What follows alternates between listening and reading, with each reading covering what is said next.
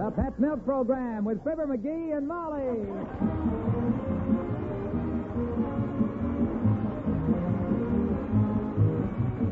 The first evaporated milk, Pet Milk, presents Fibber, MCGee, and Molly with Bill Thompson, Arthur Q. Bryan, Dick LeGrand, and me, Harlow Wilcox.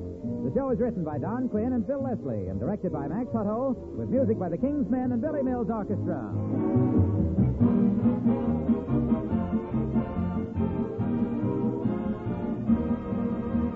There are all sorts of big moments in your life when you have a baby.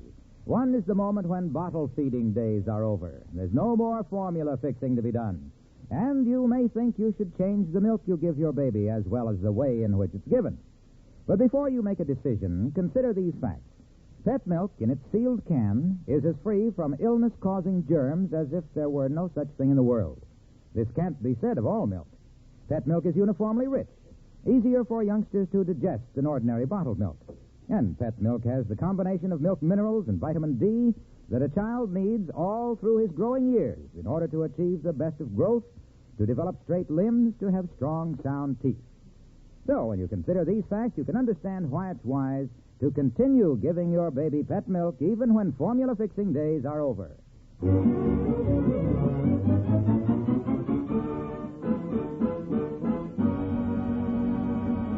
Some housewives pride themselves on furniture arrangement. Some are pretty hopped up about their flower arrangement. But meet one with the greatest talent of all, husband arrangement. Molly McGee of Fibber, MCGee, and Molly.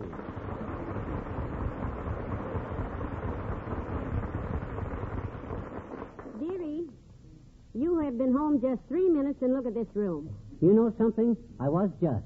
You know, it's a wonderful room.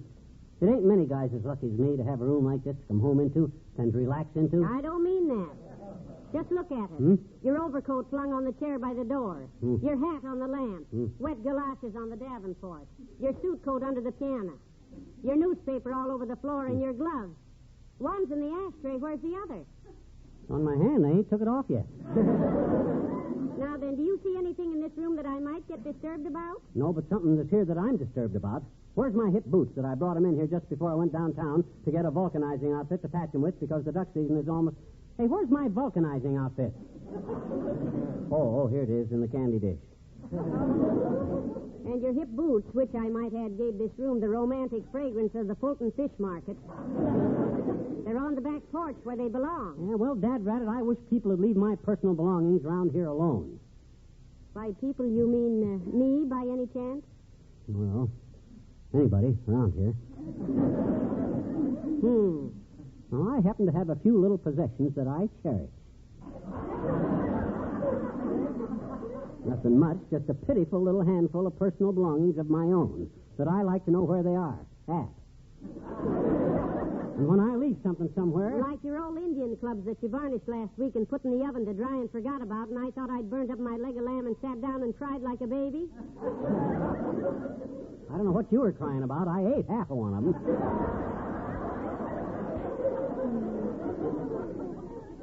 But look, do me a favor, Molly. Don't pick up my things. Just let me look after my own stuff, will you? So's I'll know where things are when I want them.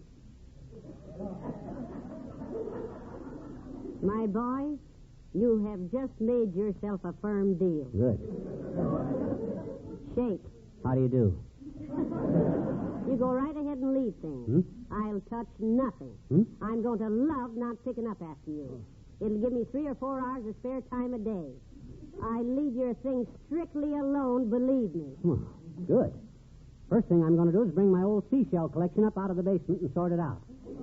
I may have some valuable shells in that seashell collection, if I can figure out which ones they are. I'll bring them up here where the light's better and look them over so you can help me sort them out. Leave his things where he puts them, he says. I wish people would leave my belongings alone, he says. People? It'd take 10 people just to keep his clothes hung up. I never saw such a... Come in, come in. Hello there, Doc. You mad, daughter? Hello, Mr. Oldtimer. No, I'm not angry, just annoyed is all. I have a husband who acts like a boy of 11. Well, good for Johnny. He's grown up. I never seen him act more than 7 or 8. Where's that boy of ours? That boy of ours, or yours if you want him, he's down in the basement gathering up his seashell collection, as he calls it. 3 bushels of beach refuse he brought home from Florida in 1932, and he... Hey, somebody give me a hand with this basket of seashells, will you? Not me, lover. I promised not to touch things, remember? I'm going to sort them all out. I know a fellow once that found a seashell that twisted left-handed instead of right-handed, and the museum bought it for $3. Hey, grab the basket, old-timer. Quick, grab it. Whoa! MCGee, heavenly day. Very interesting collection of shells, Johnny. Yeah. Clams, oysters, and... Hey, is that a bicycle pump there under the chair, kid? Yeah. Oh, I can't stand bicycle pumps. Why not? Well, me and Bessie took us a bicycle trip through the Rocky Mountains last summer. Yeah? And I spent so much time pumping up tires, every time I bend over to tie my shoe, I start looking for the valve cap. Well, otherwise, was it an enjoyable trip? Oh, yes, daughter. Pretty tiring, though. Pedaling them heavy bikes up them steep mountains and pushing them down the other side. You rode them up and pushed them down. Why didn't you push them uphill and coast down? We tried it that way, but they push easier going down.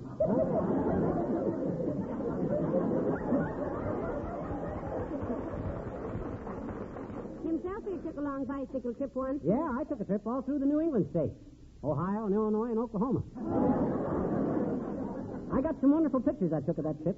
Let me show them to you, old-timer. I got them in an album right here in the hall class. No, McGee, They're right please, here. now, the house.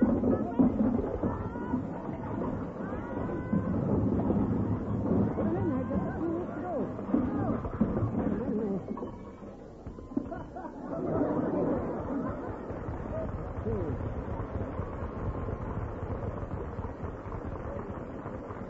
They ought to be right here on top somewhere. That's, well, what do you know? My old moose head with the loose eye. I've been meaning to glue that loose moose eye in ever since that eye got loose. Billy Mills, the orchestra, and use your imagination.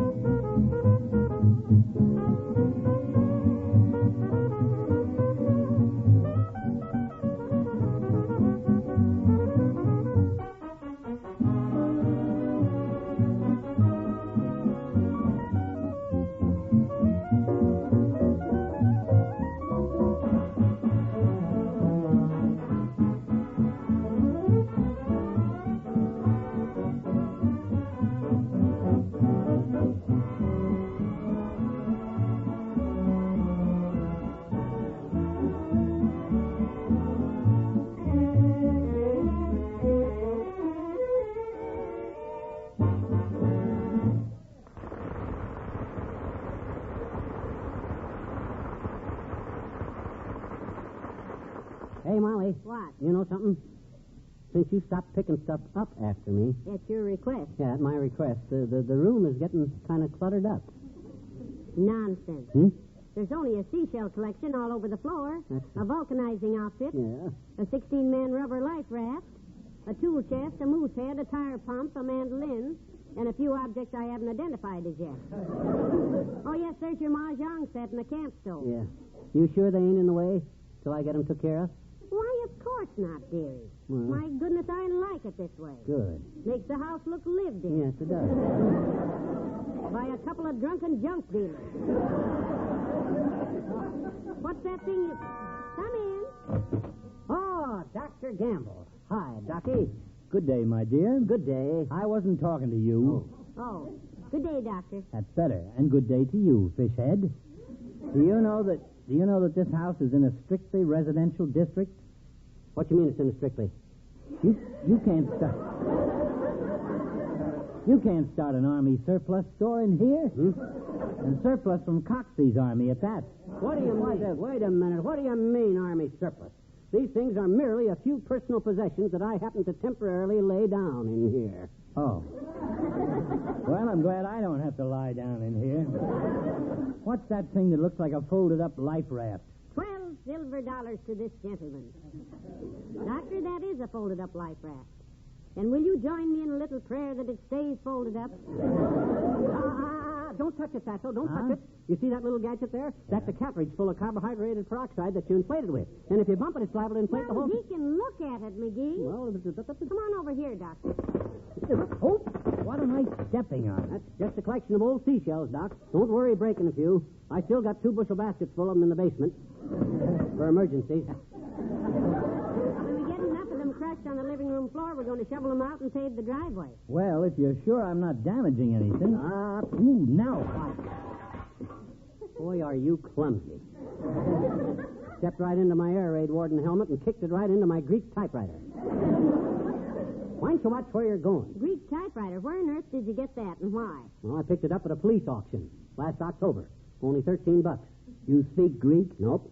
Then why Greek typewriter? You speak Swiss? No. Well, then get rid of that wristwatch.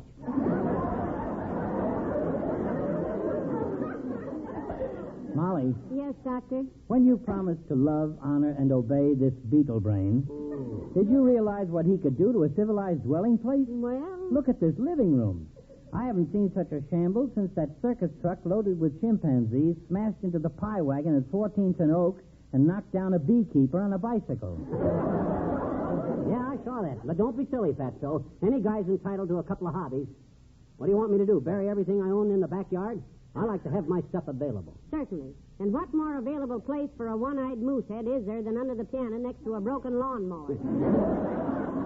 I'm going to fix that lawnmower just as soon as I get the... Milkman! Come in, milkman. Hi, folks. Oh, hi, Doc. Hi. Thought I'd stop by.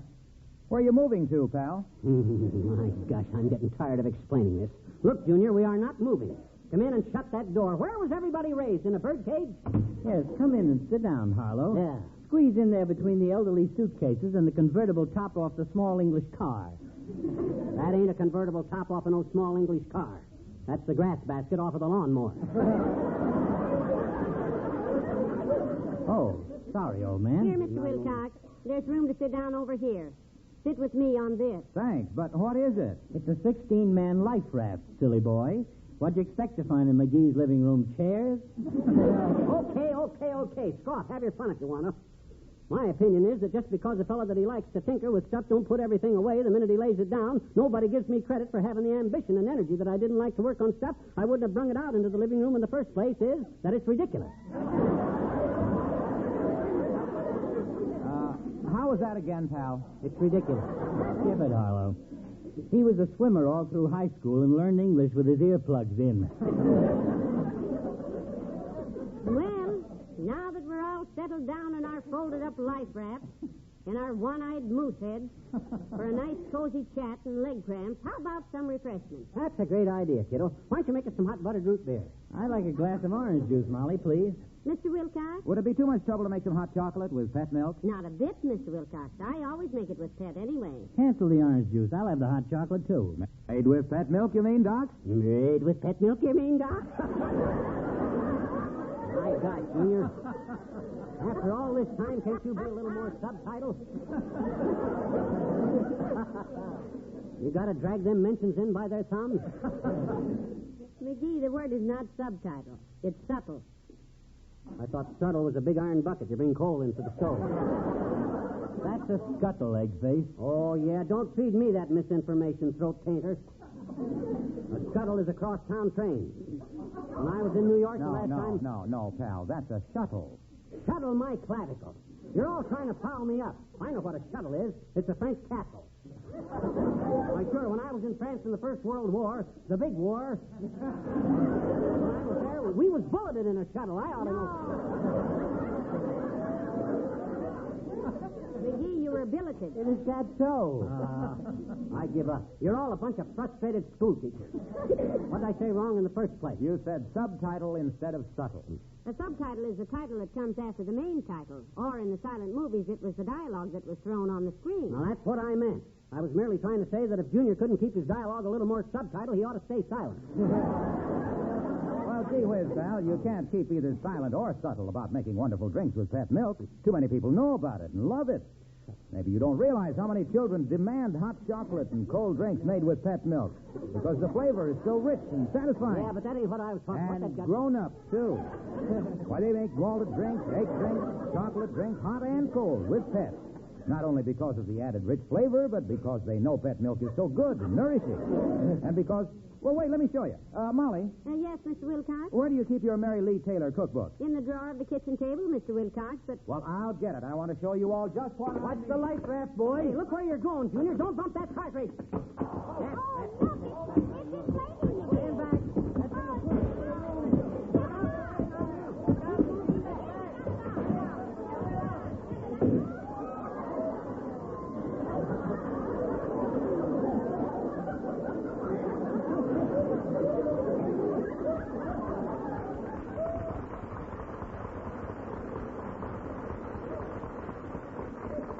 Mr. Wilcox, when you come back from the kitchen, bring the butcher knife. I deflated that thing once, and by the Seven Sisters of Maud Kelly, I can do it again.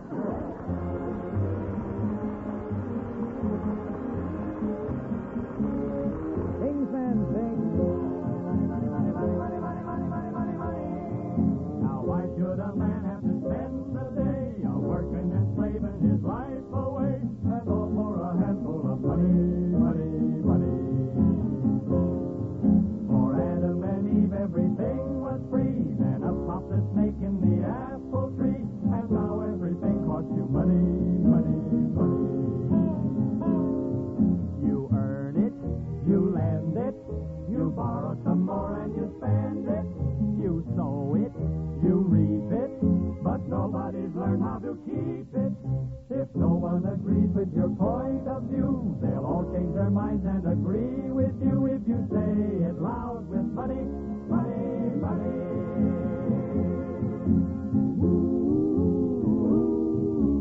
Money, money, money, money, money, money, money.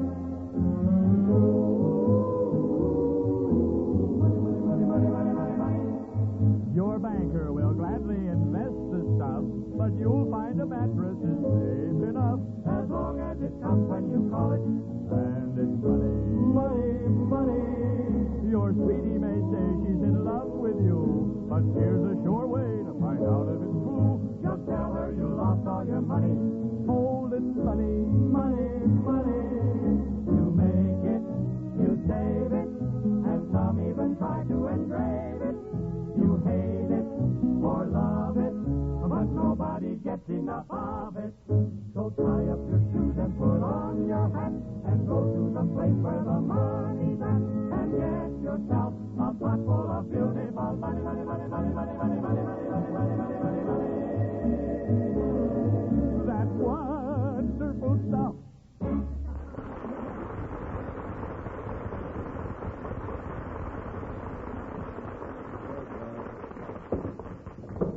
You know, this old sawhorse ain't in such bad shape, Molly, outside of a busted leg and a couple of... Hey, Molly.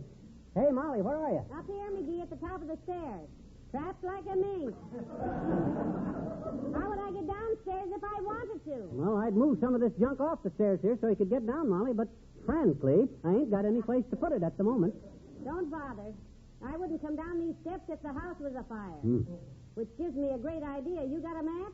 Well, I got everything around here someplace. As the guy at the family reunion said when he looked at his 62 grandchildren, it's just amazing how things accumulate. And besides, hey, where are you going? Back in the bedroom. Oh. I'm going to lie down a while. I've got a headache. Oh. Oh, I'm sorry, kiddo. I'll be quiet down here. You sleep. You're sweet. Yeah. Use the spare bedroom, though, will you? I got the Christmas tree lights laid out on our bed. I'm going to untangle them just... Must have not have heard me. Hi, George, if anybody comes in here talking loud, I'll pipe them right down so she can sleep. The poor kid. Now, if I get the luggage rack out of the way, toss this umbrella stand over here. That'll give me room to tape up the handle on this busted canoe paddle, and doggone it, who's clanging that doorbell? Quiet out there, Molly's trying to sleep. Hi, mister. Oh, it's you, Teeny. Here it is, I betcha. I better talk to you out on the porch, sis. Mrs. McGee's taking a nap. Sit down here. I need a break anyhow, and it's a little crowded inside. Okay, mister. I want to watch for Willie Toops anyway. Oh? He got kept in after school today. Yeah? You like Willie, sis? Sure I do, I betcha. Mm-hmm. Willie started a strong silent type, mister. Oh? Strong, silent type, eh? What'd he get kept in for? Talking. Oh. Oh, he's awful strong, Willie is. Yeah? He lifts horses. Horses. Sure. Mm-hmm. We went to his uncle's farm last summer, and they had a little baby horse, a teensy little colt about 20 pounds. Mm-hmm. And Willie started lifting him every day. Picked him up every day, huh? Sure. And every day the colt got bigger. Mm-hmm. And every day Willie picked him up and carried him around. Uh-huh. And Willie got stronger and the colt bigger. And by the time the little colt was 2 months old, he weighed 300 pounds and he could carry Willie.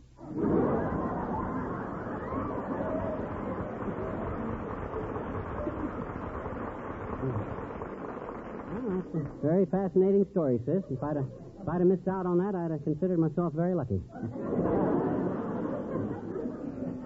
I certainly do admire men with muscles, mister. Yeah? Hey, wiggle your ears for me, mister, will you, please? Will you? Wiggle your ears, huh? Oh, well, Teeny, I'm afraid that's an art I've long since neglected. What makes you think I can wiggle my ears? Well, gee, my daddy says your head is full of muscles. Huh? And if you get muscles in your head, Oh, he did he? then wiggle. Huh? I said he did he? Who did? Your father. Did what? Said that. Did what? Said I got muscles in my head. I know it. He says you got so many muscles in your head you can tip your hat with your hands in your pockets. Oh, there's Willie now. Hey, Willie, wait for me. Wait for Teeny.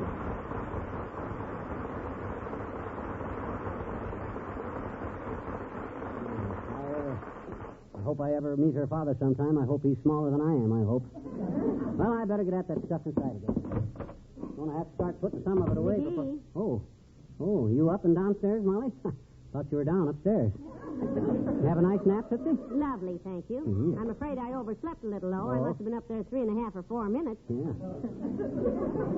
Did you ever try to take a nap with a cross-eyed moose staring at you from the next pillow? I forgot that moose head, Tootsie. I just put it upstairs there because it made me nervous staring at me while I worked. Why didn't you turn him over if he bothered you? No, sir. I promised I wouldn't touch any of your personal belongings today, and I won't if I Oh, never... well, now, that moose head, that's community property, kiddo. You got every right to turn him over if you want to because it's half yours. No. Just bulldoze me a path to the kitchen, please. I'll start dinner if there's any room out there. Hold it a minute, Molly. Come in. If you can get in. Oh, it's Ole from the Elks Club. Hello, Ole. Hello, Mrs. McGee. Hey, you moving? No, I just been... Because if you're moving, don't tell somebody yet, McGee. Let's sneak out and buy some real estate. Buy real estate? Why? Well, the man at the bank says if McGee ever moves, real estate on this block will go up like a skyrocket. He could make some good money. Well, I ain't moving, so just forget it. We can't move more than a foot or two till he puts some of this junk away, Ole. Say, does your house ever look like this? Oh, you spend the kids at home, Mrs. Which is always. You know, my biggest kid, Big Sven, he goes for the Navy this week. He's in the submarine. Well, good for him. Is he going overseas? No, he goes underseas. He's in the submarine. He gets orders today, but they don't say where he goes. You know, the whole thing is very confidential, you know. Oh. Sub Rosa, huh? No, submarine. Oh, McGee. yeah. You know, a big boat that when it floats, it sinks. And they got no windows, so when it looks out, it looks out the stovepipe. Oh, yeah. I know. I saw submarines. Matter of fact, we probably have one under this junk somewhere. Everything else is here. Well, all this junk reminds me I better get down to Elks Club, Mrs. I got to clean out the basement today. You know, I thought you might help me, McGee, but I see you're busy. Hey, wait a minute. Boy, I'm never too busy to help out a friend, Ole. By George, I don't do enough around that Elks Club as it is. Well, you've certainly done enough around here. Look at this Where's my hat? You go start your car, Ole. I'll be right there. McGee, you... Now, don't you worry about me, Molly. Don't you worry. I'll be back in plenty of time for supper. And, by the way, Molly, when you get a minute, put my stuff away, will you? Well, come on, Ole. Ah, she's a good kid, Ole. Yeah.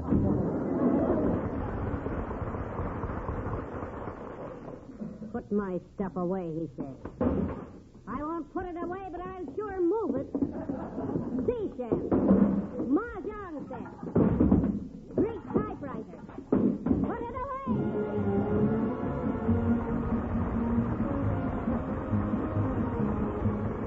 Fibber and Molly return in a moment.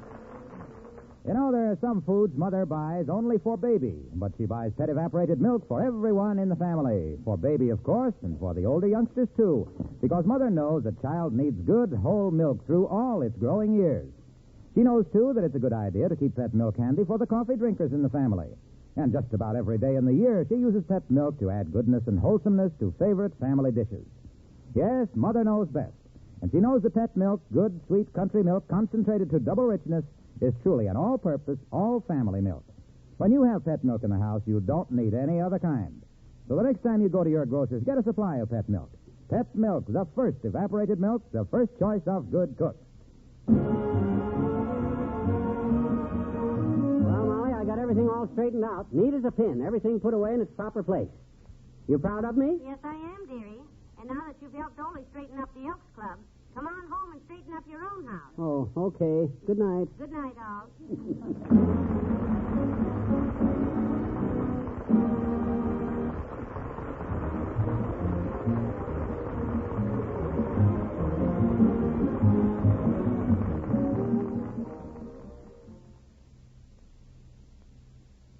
They say absence makes the heart grow fonder, and sometimes just the thought of absence has the same effect. Well, at least that's what happens in Pet Milk's heartwarming Story of the Week next Saturday morning on the Mary Lee Taylor program. And that's only half of the treat in store for you. The other half is Pet Milk's husband-tested recipe for chocolate nut pudding, which Mary Lee will give you, complete with her own special cooking secrets. Remember, for this double feature program, tune in to your NBC station next Saturday morning for Mary Lee Taylor.